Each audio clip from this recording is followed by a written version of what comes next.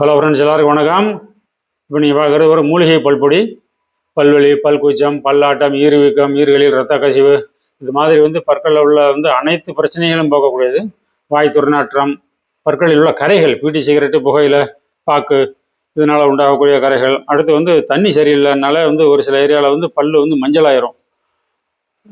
பொம்பளையில் கூட அந்த மாதிரி ஆயிரும். பீடி சிகரெட்டு எதுவுமே இல்லாமல் பல்லு கலர் மாறிடும். அந்த மாதிரி இருக்கிறதெல்லாம் இந்த பல்பொடியில் சரியாகும். இதை வாங்குறவங்க ஒரு 20 நாளைக்குள்ளே உங்களுக்கு ஒரு இம்ப்ரூவ்மெண்ட் தெரியலை அப்படின்னா கண்டிப்பாக உங்கள் பணத்தை நீங்கள் திரும்ப வாங்கிக்கலாம். அந்த அளவுக்கு நம்ம இதுக்கு உத்தரவாதம் கொடுக்குறோம். பல்பொடியை திருப்பி அனுப்பி விட்டு நீங்கள் காசை வாங்கிக்கலாம். அப்படி ஒரு கேரண்டியை நம்ம கொடுக்குறோம். ஏன்னா இது நிறைய பேருக்கு நம்ம கொடுத்து பார்த்துருக்கோம். நல்ல ரிசல்ட்டு தெரிஞ்சிச்சு எங்களுக்கு. அதனால் ரொம்ப தைரியமாக அப்படி ஒரு கேரண்டியை கொடுக்குறோம். அடுத்து இதில் சேரக்கூடியது எல்லாம் பார்த்தீங்கன்னா, இதை பாருங்கள், கிராம்பு. இது வாய் துர்நாற்றத்தை போக்கக்கூடியது. பற்களில் வாயில் இருக்கிற கிருமிகளை அழிக்கக்கூடியது, உற்பத்தி ஆகாமல் தடுக்கக்கூடியது. அடுத்து பார்த்தீங்கன்னா, இந்த சுக்கை பற்றி சொல்லவே வேண்டியதில்லை.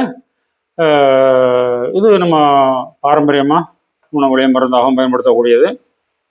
அடுத்து கடுக்காய், தாயை விட சிறந்த மூலிகைன்னு சொல்லுவாங்க கடுக்காய் தோல். இது காசிக்கட்டி, சின்ன பிள்ளைகளுக்கு குழந்தைங்களுக்கு வாய்த்தால உணவு இதை கொடுப்பாங்க. வாய்த்தால உடனே நிற்கும். இது இந்துப்பு, இதுவும் சாப்பிடக்கூடியது, மருந்தாக பயன்படக்கூடியது. இது பச்சை கற்பூரம், மருந்தில் சேரக்கூடியது. அதோட பாயசத்தில் போடுவாங்க, பார்த்துருப்பீங்க. இப்படி இதில் இருக்கிற எல்லாமே உணவாகவும் மருந்தாகவும் பயன்படக்கூடியது தான் நம்ம பல்பொடியாக தயார் பண்ணுறோம்.